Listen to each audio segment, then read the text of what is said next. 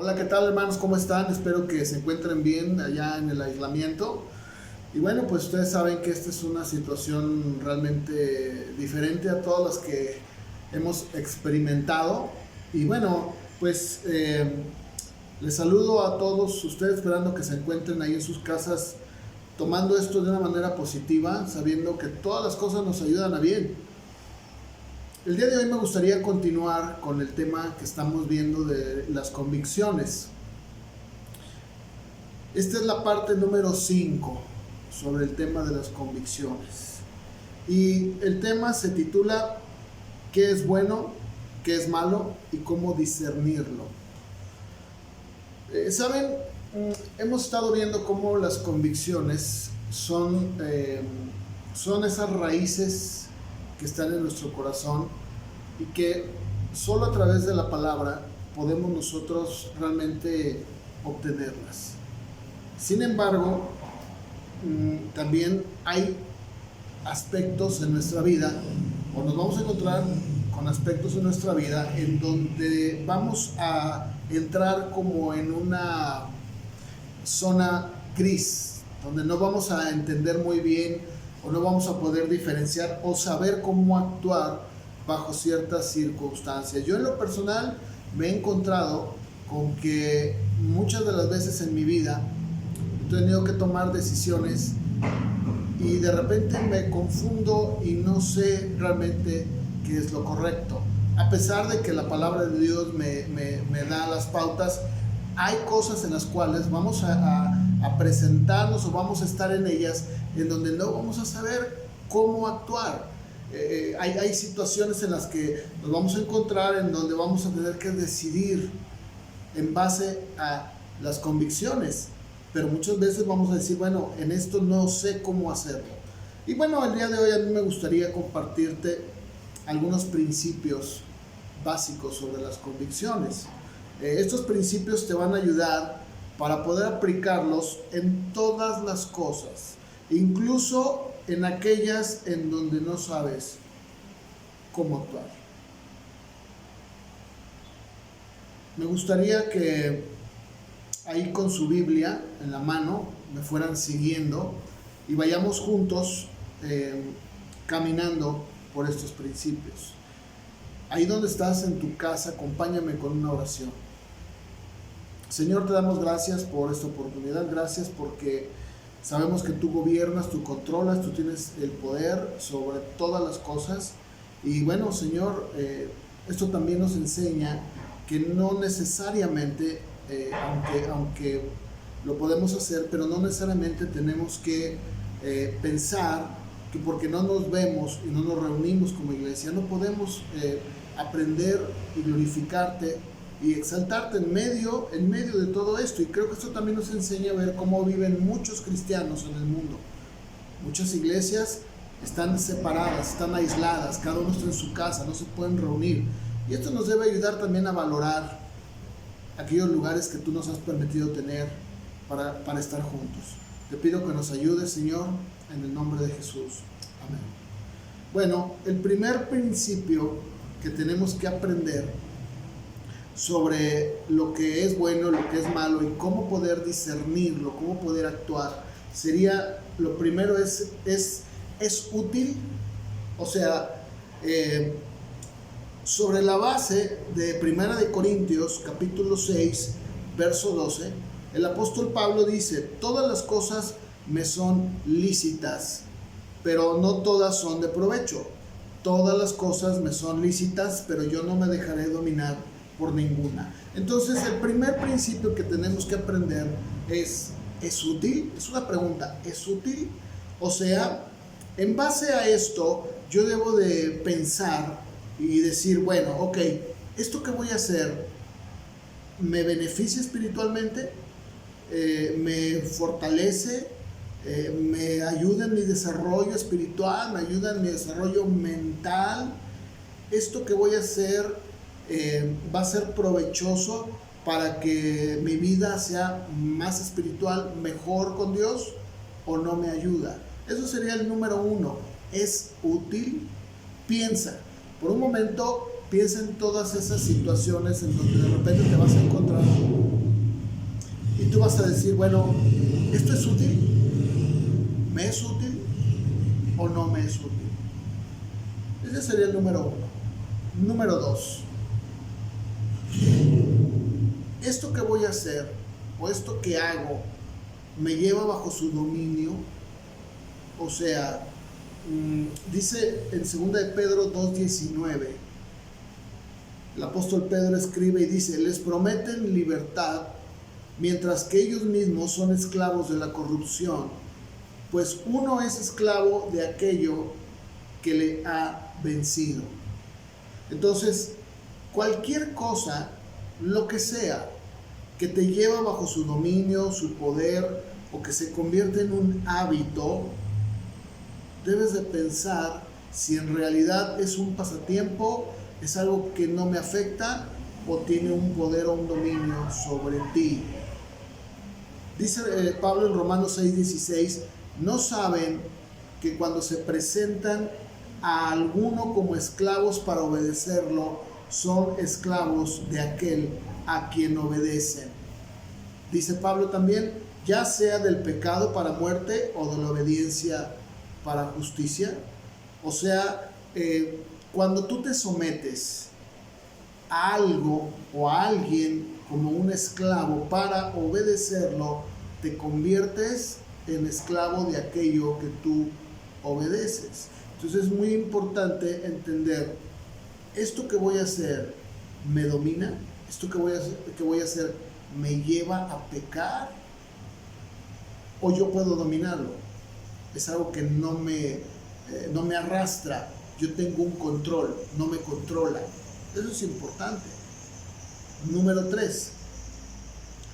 Esto que voy a hacer, o esta decisión que voy a tomar, esta acción que voy a tomar, ¿lleva a que otros tropiecen?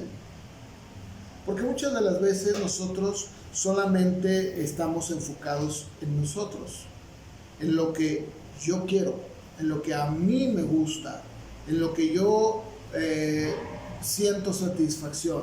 Pero la Biblia nos enseña que somos un cuerpo, no somos una isla.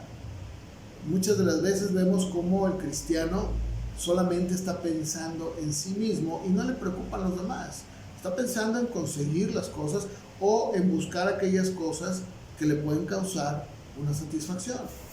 Pero en este punto nosotros debemos de pensar, ok, esto que voy a hacer va a provocar a que otros tropiecen.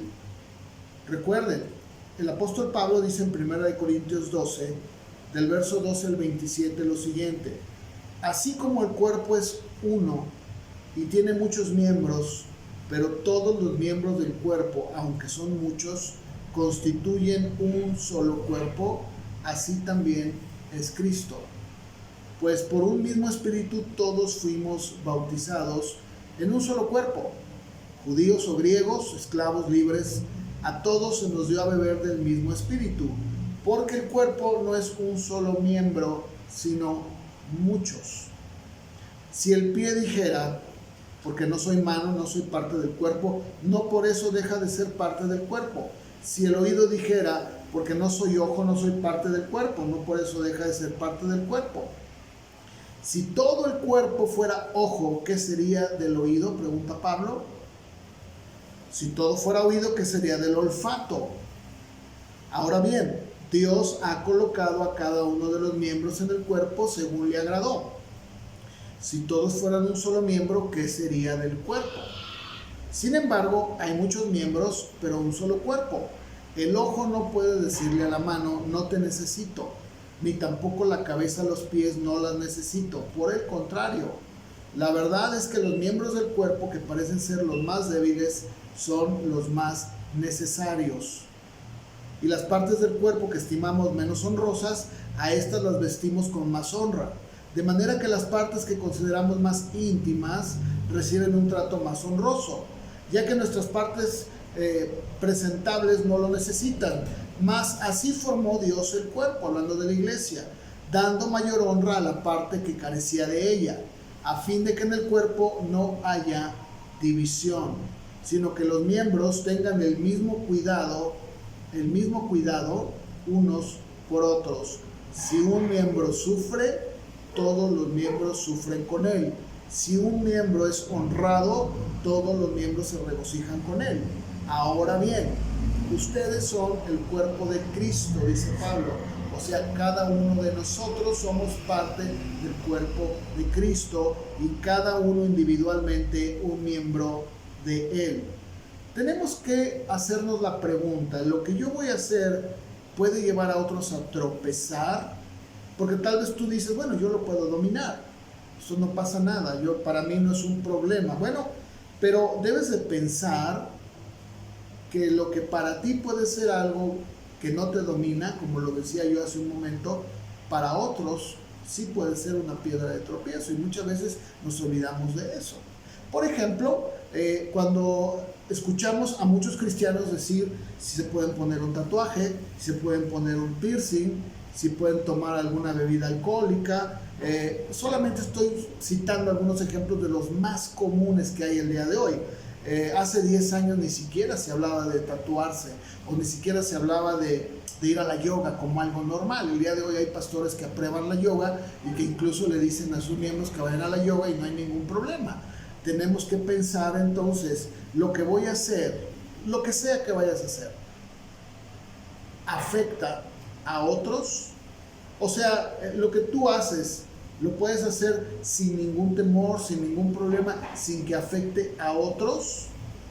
Recuerda, todo lo que tú y yo hacemos, todo, hay personas que lo van a replicar, lo van a imitar. Y te voy a poner un ejemplo. Y en base a esto va a determinar muchas cosas. Tus hijos, nuestros hijos, la manera en la que nosotros actuamos, no en la iglesia. En la iglesia todos somos cristianos, todos somos santos, somos hijos de Dios.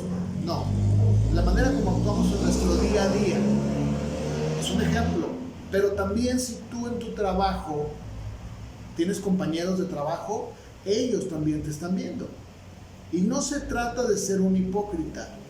No se trata de vivir una vida guardando, como dicen, el testimonio. No se trata de eso. Se trata de ser tú mismo y de pensar, lo que voy a hacer puede afectar mi familia, puede afectar a compañeros de trabajo, puede afectar familia. En este caso puede ser familia directa o indirecta que tal vez no conocen de Dios. O puede ser familia que está conociendo de Dios y que están comenzando a creer en el Evangelio, y todo lo que tú hagas va a determinar también muchas veces su conducta, y eso va a determinar también muchas veces cómo sigan caminando con Dios. Esto es una realidad y esto lo pasamos por alto. Por ejemplo, tu vecino, tal vez para ti tú puedes decir, bueno, yo no tengo problema con tomarme una cerveza, no pasa nada. Ok, ¿estás pensando en tus hijos? Si tú te permites a ti mismo ciertas cosas, el día de mañana ellos te van a juzgar y van a decir, bueno, ¿por qué tú lo haces y yo no? ¿Por qué me dices que no lo hagas y tú lo haces? Van a decir, tus hijos van a ser los jueces y van a decir, tú eres un incongruente, papá, mamá, tú eres incongruente, porque tú me dices no lo hagas, pero tú haces esto, tú haces aquello. ¿Te fijas? Ahora, eso es en la casa, pero si eso lo llevamos a otros lugares, como lo decía hace un momento, pasa lo mismo. Desafortunadamente el día de hoy, creo que por el tema que estoy tratando de las convicciones, vemos cómo los cristianos, y yo lo dije desde el primer tema que di de esta serie, las convicciones, desgraciadamente el día de hoy no tenemos convicciones. El cristiano no tiene convicciones, se deja guiar por lo que el mundo hace. Y es terrible ver cómo el día de hoy vemos cómo muchos líderes de alabanza o pastores salen a la iglesia con sus tatuajes, de tal manera que se puedan sentir como incluyentes y que ellos no se sientan mal, sino que vean que el pastor es un pastor que entiende los momentos, que vivimos en otra época, pero nunca jamás se ponen a pensar en este principio. Lo que yo estoy haciendo va a afectar a otros, lo que yo estoy haciendo va a ser de ayuda, va a ser un buen ejemplo, va a ayudar a su vida espiritual. Hay un dicho que dice, háblame más fuerte que tus hechos me están gritando. Cuando nosotros hablamos de la iglesia, veamos lo que el Señor Jesús dijo sobre esto. En el Mateo capítulo 18, empezando por el verso 1, sus discípulos se acercan al Señor para preguntarle, Señor, ¿quién es entonces, en el verso 1, el mayor en el reino de los cielos? Fíjense qué pregunta. Señor, ¿quién es mayor? ¿Para qué querían saber quién era mayor? Bueno, ellos tenían su mentalidad puesta en un reino terrenal. Ellos pensaban que el Señor iba realmente a convertir a Israel en un reino, como el reino de David, en donde el Señor iba a ser el rey, y ellos querían también tener ahí su puesto, ¿no? Querían tener su hueso, querían tener ahí algo para tener autoridad y abusar de ella. Y fíjense ustedes lo que el Señor les dice. Llamando a un niño, lo puso en medio de ellos y dijo, en verdad les digo que si no se convierten y se hacen como niños, no entrarán en el reino de los cielos. Así pues, cualquiera que se humille como este niño, ese es el mayor en el reino de los cielos. El que reciba a un niño como este en mi nombre, a mí me recibe. Pero el que haga tropezar a uno de estos pequeñitos que creen en mí, mejor le sería que le colgaran al cuello una piedra de molino de las que mueve un asno y que se ahogara en lo profundo del mar. Fíjate qué fuerte. Aquí el Señor está hablando de aquellos cristianos jovencitos en la fe que están comenzando a crecer, y el Señor dice, cuidado con que hagas tropezar a uno de ellos. Pero sigue diciendo, ay del mundo por sus piedras de tropiezo, ay del mundo por los tropiezos, porque dice, es inevitable que vengan piedras de tropiezo. O sea, el Señor está consciente de que va a haber tropiezos, está consciente de que podemos caer, podemos fallar. Eso es algo que la Biblia nunca lo quita, al contrario, lo enseña. Pero dice, hay de aquel hombre por quien viene el tropiezo, o sea, hay de aquel por el cual es el medio, es el causante de hacer tropezar a otro. Es lo que está diciendo. Sigue diciendo, si tu mano o tu pie te son ocasión de caer, córtatelo y échalo de ti. Es mejor entrar en la vida manco o cojo que teniendo 2 manos y 2 pies ser echado del fuego eterno. Si tu ojo te es ocasión de caer, arráncalo y échalo de ti. Es mejor entrar en la vida con un solo ojo que teniendo 2 ojos ser echado en el infierno de fuego. Miren que no desprecien a uno de estos pequeñitos. Nuevamente el Señor vuelve a traer el contexto del verso 1 al verso 10 y dice, porque les digo que sus ángeles en los cielos contemplan siempre el rostro de mi Padre que está en los cielos. El Hijo del Hombre ha venido a salvar lo que se había perdido. Y luego pone él una historia para entenderlo mejor. Dice, ¿qué les parece si un hombre tiene 100 ovejas y una de ellas se ha descarriado? Pregunta, ¿no deja las 99 en los montes y va en busca de la descarriada? Y si sucede que la haya, en verdad les digo que se regocija más por esta que por las 99 que no se han descarriado. Así no es la voluntad de vuestro Padre que está en los cielos que se pierda uno de estos pequeñitos. Muchas veces se nos olvida, pero el Señor tiene mucho cuidado y pone un énfasis muy grande, no en el tropiezo, sino en quién causa el tropiezo y a quién hace el tropiezo. Tenemos que pensar que nuestras acciones van a determinar muchas cosas.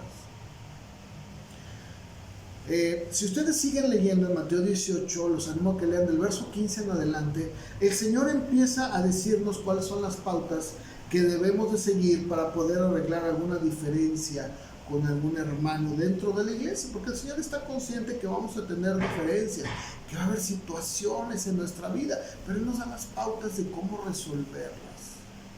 Desde el verso 1 hasta más adelante del verso 15, Él nos dice cuáles son las pautas, pero los primeros versículos que yo acabo de leer hasta el verso 14, claramente nos definen lo que Dios piensa de nuestras acciones y de cómo podemos ser piedras de tropiezo.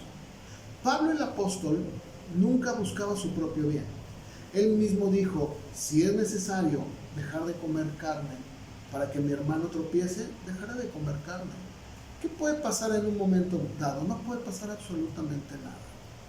Muchas de las veces se nos olvida y pensamos solamente, como decía yo en la parte primera, ¿no? Pensamos en nosotros, pensamos en lo que a mí me gusta. Yo digo, bueno, pues esto me gusta, yo no tengo problema, sí, pero ¿qué tal el que está a un lado? ¿Qué tal el vecino? ¿Qué tal la familia? ¿Qué tal mis hijos? Si no están maduros, si no entienden, que definitivamente no lo entienden, están chicos, dependiendo de la edad de tus hijos, ¿no? Pero debemos entender y no olvidarnos, no somos una isla. El Señor nos ha puesto un cuerpo. Incluso el apóstol Pablo usa el cuerpo humano, como lo leí en Corintios, para poder enseñarnos cómo cada uno pertenecemos unos a otros. Y finalmente el punto número 4 es, ¿esto que hago o que voy a hacer le da gloria a Dios? ¿Esto que voy a hacer le da gloria a Dios? Puedo pensar y decir, bueno, voy a tener una reunión, voy a hacer esto, ¿esto que voy a hacer le da gloria a Dios? En 1 Corintios 10:31, el apóstol Pablo escribió, entonces, ya sea que comas, que bebas, que hagas cualquier otra cosa, hazlo todo para la gloria de Dios. Y dice Pablo en el verso 32, no seas motivo de tropiezo ni a judíos, ni a griegos, ni a la iglesia de Dios. No seas motivo de tropiezo. ¿A quién? A los judíos. En este caso, ¿quiénes serían los judíos, no? O los griegos, aquellos que están fuera. Dice, ni a los hermanos, ni a la iglesia de Dios. Así como también, dice Pablo, yo procuro agradar a todos en todo, no buscando mi propio beneficio, sino el de muchos, para que sean salvos. Así que tenemos que pensar, número 1, ¿es útil? ¿Es útil? ¿Realmente es útil? Piénsalo. Número 2, ¿me gobierna? ¿Me controla? ¿Es mi amo? Cualquiera lo que sea, puede ser un libro, puede ser, no sé, piensa todo lo que tú quieras. 3, esto lleva a otros, provoca que otros tropiecen.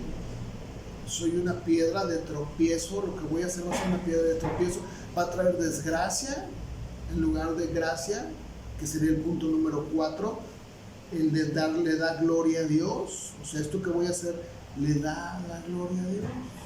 En base a estos 4 principios, tú vas a poder entonces decidir. Obviamente tienes que pensar, cada acción, ¿qué voy a hacer? ¿Es útil? ¿Realmente es útil? ¿Me gobierna? ¿Hace que tropiecen? ¿Les da la gloria a Dios? Bueno, en base a esto, tú vas a poder entonces saber, ¿es bueno o es malo? Bueno, hermanos, pues espero que estos breves 4 principios hayan sido útiles, que te sirvan en tu vida espiritual. Esperamos poder vernos pronto. Sabemos que esta situación es temporal y también sabemos que todo esto sirve con un plan, un propósito que tal vez de repente no lo entendemos, pero yo creo que es una buena oportunidad para que cada uno de nosotros en nuestras casas nos tomemos el tiempo para leer, para orar, para reflexionar. ¿Cómo está nuestra vida espiritual? Si se dan cuenta, el mundo, no la iglesia, el mundo junto con la iglesia están llegando a esa conclusión. Estos encierros que están pasando no solo en México, en todo el mundo, está llevando a la gente a tomar más tiempo con su familia, le está llevando a valorar más esos tiempos con sus hijos. Otros están tomándolo para una reflexión. A mí me parece que esto es un excelente tiempo como para poder estar con Dios, convivir con nuestros hijos, tener tiempo juntos, pensar en lo que la Biblia enseña de manera introspectiva, meditar, ¿verdad? Señor, no tengo excusa, no voy a salir, no puedo salir, voy a tomarlo para pensar. Creo que tengo que reflexionar en mi vida. Creo que todos tenemos que reflexionar, no hoy, no solamente en medio de la pandemia, todos los días. A veces vivimos una época en donde estamos tan aprisa que nos olvidamos de realmente lo importante, tal como María, la hermana de Marta, lo hizo. Cuando llegó el Señor a su casa, ustedes saben la historia, dice que ella dejó todo por sentarse a los pies del Maestro, simplemente estar con él. Yo de verdad espero que ustedes lo estén tomando de esa manera, que les esté sirviendo para, como familia, crecer espiritualmente, buscar a Dios, estar con sus hijos, conocerlos, conocer más a la pareja. Espero verlos pronto y también pues un saludo a todas las personas que nos están viendo por internet y que Dios los bendiga. Seguimos en contacto por los medios que tenemos y saben que estoy a sus órdenes. Me dio mucho gusto saludarlos, aunque sea por este medio. Que Dios los bendiga. Hasta la próxima.